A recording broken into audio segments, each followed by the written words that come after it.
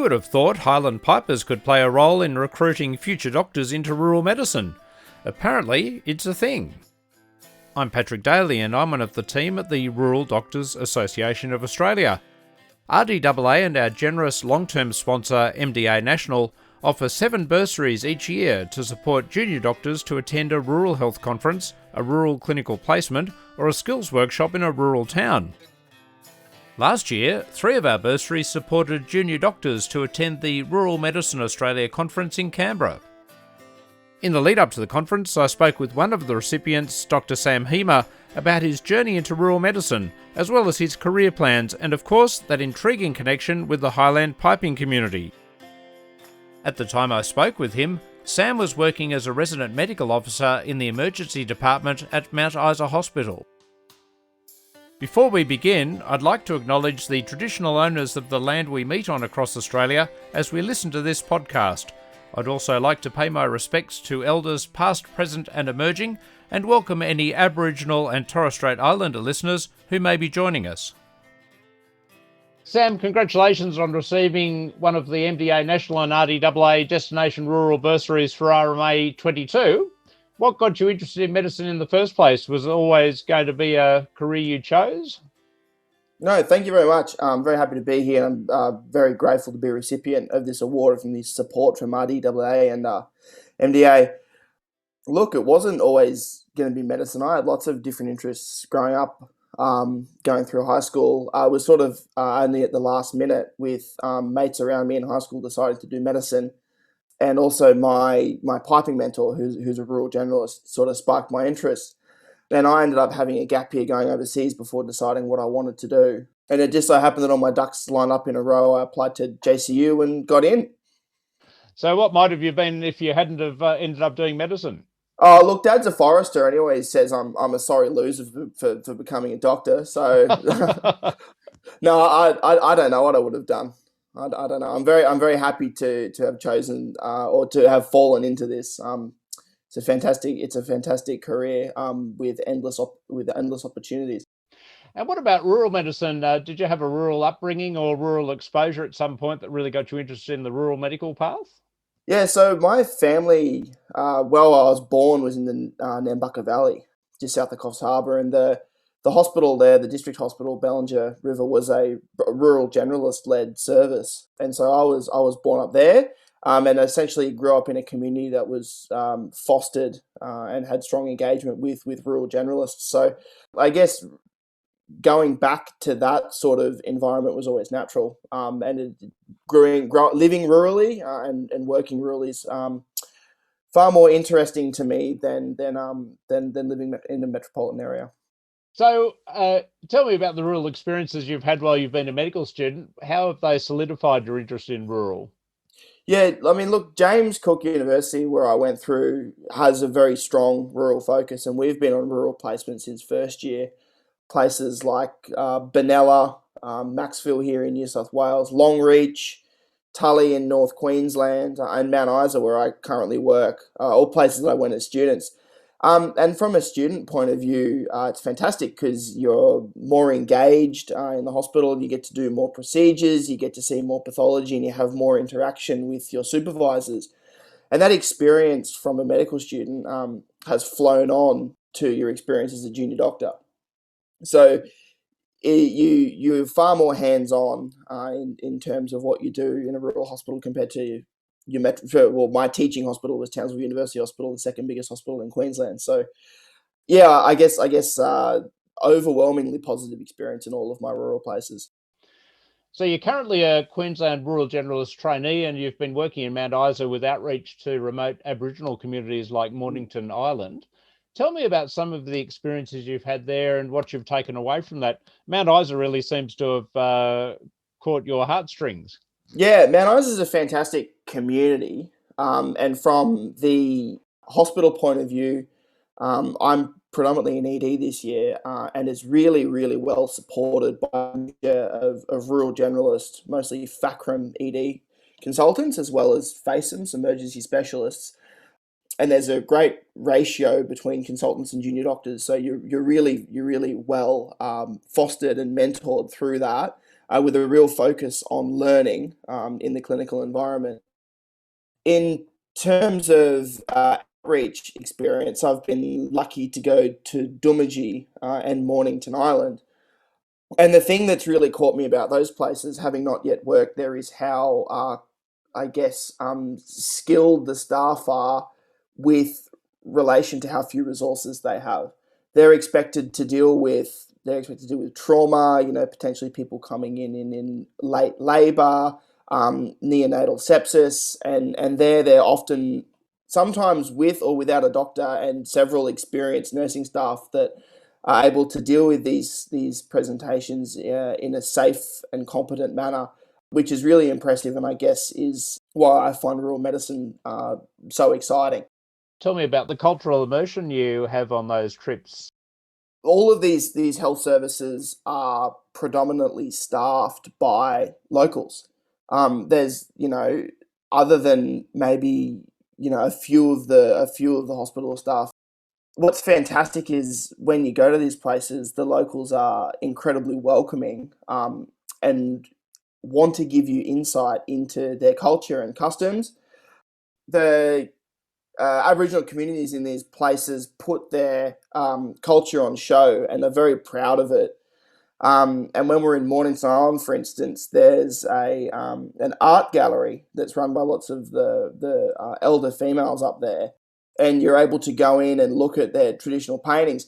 And it's in a very, humble setting, which is juxtaposed against the fact that lots of these ladies have their art in the National Gallery of Australia. They have it in museums and places in Paris and in London. And it's fantastic to see from these remote communities that they're getting exposure all over the world. So in 2023, you'll be undertaking your community general practice year. What are your plans for your future medical career? Yeah. So I'm going to do community general practice next year with the intention of doing the DRGA the year after that. I guess my intention is to walk what's already a well trodden path by rural generalists, and work in a capacity with anaesthesia that supports, safe and reliable maternity and surgical services in Queensland or northern New South Wales, while working in community general practice. In terms of the wider community at Mount Isa, what have you found appealing about the community and in terms of integrating into it outside the sort of medical work you're doing? Yeah, Mount Isa is a fantastically diverse community and something that before I moved to Mount Isa certainly didn't have an appreciation of. In terms of immersion outside medicine, I've been very lucky to be involved with the Mount Isa Highlanders out there, which are a Highland dancing studio, and the president of that, Mary Jane Caldwell, is principal elders and is also involved in lots of other community groups and organising events. So I've been lucky enough to be involved with them. We've had a play out recently at the Mount Isa Cultural Festival, which was brilliant to be a part of. We've also been involved in fundraising for the Camp Draft, which is essentially Camp Draft is I'm sure it's ubiquitous across all of Australia and other cattle fairing places, but is essentially where ringers from around the country come to compete with rounding up cattle and essentially showing their beastman skills. So yeah, it's been a fantastically welcoming community. I'm really keen to get onto your pipe playing because I think it's really fascinating and intriguing. But before we do that, have there been any areas of medicine that you've never thought you'd be interested in that suddenly have cropped up and surprised you as being areas that you have found quite fascinating during your medical training? Yeah, look, before going into medicine, I think like most, most medical students in this day and age, and we all want to do specialist training. But I think for me, the most enjoyable and engaging part of my training has been time that I've spent in community general practice. I think the breadth of presentations, the relationships that you develop with patients over a long period of time, having not had a long period of time, but seeing the relationships that these experienced general practitioners foster with their patients, it seems to be and is incredibly rewarding to be a part of, and is something that I never thought that I would be interested in, but have been wholeheartedly engaged and get engaged with and enjoy very much. And in terms of particular areas of general practice that you have found fascinating, have there been any that really stood out to you? To be honest, I really have enjoyed the procedural stuff that's done in community general practice. With particular, I mean, and it's very topical or very important in North Queensland. Minor surgery involving skin. I think some of these GPs that I've been on placement with that have been doing skin procedures are wizards with what they can do with grafts and flaps. So that's something that I definitely see myself having an interest in community general practice and pursuing further training in. Now onto the pipes. As you've mentioned before, you're a pipe major, and you were mentored by a rural doctor early on in the piece in pipes, in playing the pipes. Tell me about that medical connection, because that's quite intriguing in itself, and also what got you interested in playing pipes in the first place. Yeah, the piping community in Queensland is actually full of rural doctors. So I That was I didn't know. yeah. I got interested in pipes literally just by hearing a pipe band march down the street in Bellingen here, and ended up joining them and playing it and loving it. And then um, Dr. Alistair McInnes, who's a rural generalist up at Grafton, and he's a fantastically accomplished player, having lived in Scotland for a while, took myself and another young guy from Coss under his wing when we were about 13 or 14. So that, and also hearing about his work and the sort of the stuff he would do up in Grafton was very intriguing. There's also two other rural generalists that are within my pipe band in Brisbane that I play with, who are one's just finished working up at Weeper. So yeah, no, the rural generalist movement's strong within the pipe band community in Queensland. It seems to be a unique way to recruit future rural generalist doctors as well as pipe players. Absolutely. So you mentioned a little bit before where your pipe playing's taken you in terms of places you've played, the local dance studio there. What other gigs do you get as a local Highland piper in North Queensland? Sounds like there might be a few, actually. Yeah, look, I was pipe major of the RSL Memorial Pipe Band in Townsville for the last couple of years, and we've done lots of gigs. We've played in Mackay at their Blue Water Fling. We have an annual Anzac Day that we play at along with Remembrance Day, and then often we get involved in lots of weddings and funerals, and I guess more traditional applications. And you've also started teaching pipes to local students. What rewards do you get from doing this? Oh, this is probably one of the things I enjoy most about playing pipes, is that you take either students or sometimes adult learners on, and I'm always amazed by how quickly people progress. And I think your reward comes from seeing the joy on their face when they're able to achieve something that they have worked very hard to achieve. And we had two younger players, that myself and actually another medical student who plays with RS, another burgeoning rural generalist, who were teaching in Townsville, and we took them down to the Maclean Highland Gathering, which is probably one of the biggest Highland gatherings on the East Coast at Easter.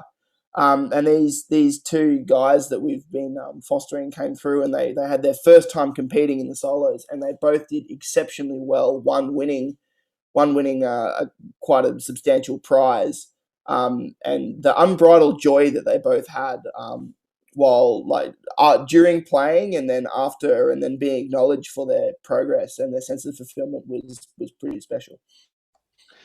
And back in 2014, you were an international guest player in Scotland, which I would think is huge cred for a pipes player from Australia. Can you tell me a little bit about that? That was fantastic. I lived in the sunny kingdom of Fife, which is just over the bridge from Edinburgh, for a year, and played with Police Scotland Fife pipe band in grade one. And it was a culture shock for me because I thought I could understand people from Scotland, but people from Fife speak even more outlandishly than the usual Scottish accent.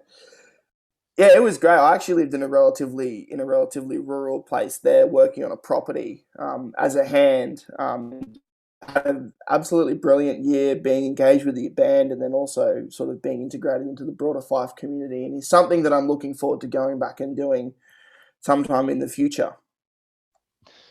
As someone with a mother-in-law who is Scottish, I can understand the difficulties in understanding those from Fife who you think might speak English, but No, they did. Can be tricky. Yeah.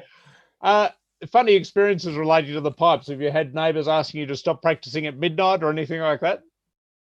I'm often a bit embarrassed by it, to be honest. I try and go as far away from possible to practice. I guess another calling to rural generalism, isn't it? That I can live on a property far, far away from neighbours to play. No, I haven't had too many embarrassing experiences other than maybe mistakes and stuff that I've made playing up on stage. So back to medicine, where do you see yourself working in 10 years' time? Yeah, look, it's something I think about often. I've got a partner who's a dentist, and she's got her father was a rural generalist working in the Gold Coast before it was the metropolis that it is now. Did he play pipes? No, he's American. Hey, Joe. Yeah, and mum's Scottish though. So I think we will find a community that supports what she wants to do as a general dentist, as well as a community that will support my desire to practice anaesthesia part-time, along with community general practice. So to be honest, there's not a particular community in mind, but it's more a checklist of, does it have what supports her? Does it have what supports me in terms of my anaesthesia interest? And obviously, does it have a community general practice that I can settle in? And to be honest, everywhere on the table's open. So I've got a few hurdles to jump through with anaesthetics training and community general practice yet, but those are the attributes of a community that we look forward to settling down in 10 years' time. So look, you're an MDA national member. Have you found that to date you've needed MDA's advice or support, or have you utilised any medico-legal sessions or workshops they've run, and how have you found those? I've been fortunate enough that I haven't had to get on the hotline to them in a medical legal capacity, but I've used MDA's resources for the last couple of years for CPD. Their workshops, their virtual webinars on medical legal matters is fantastic, and is something that I'm very interested in, and potentially going down a practice ownership route is something that I keep strongly on my radar. So very grateful for them for supporting myself and rural medicine as a whole, and will continue to use their fantastic resources. Well, Sam, thanks very much for your time today. It's been great not only talking rural medicine with you, but also getting a bit of an insight into the world of Highland piping. So really appreciate it, and thanks again. Thank you very much for your time, Patrick, and as always, very much appreciated for RDAA and MDA for their support. And that was Dr. Sam Hemer, who's currently undertaking his community general practice training on the north coast of New South Wales, and no doubt wowing the local community with his Highland pipe playing. I hope you've enjoyed this podcast, and I look forward to having you tune in again. Until next time, happy days.